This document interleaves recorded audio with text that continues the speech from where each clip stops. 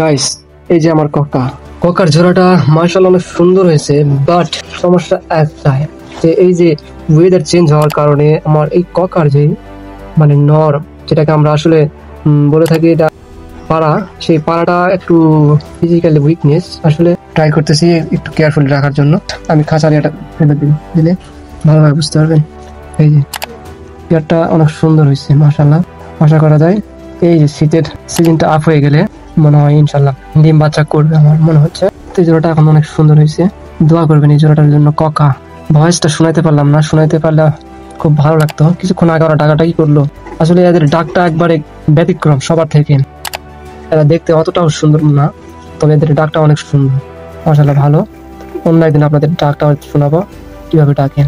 সবাই সাবস্ক্রাইব করবেন চ্যানেলটি যদি ভালোবেসে থাকেন এমন ভিডিও। তবে আজকে এই পর্যন্তই, ভালো থাকবেন, আল্লাহ হাফেজ।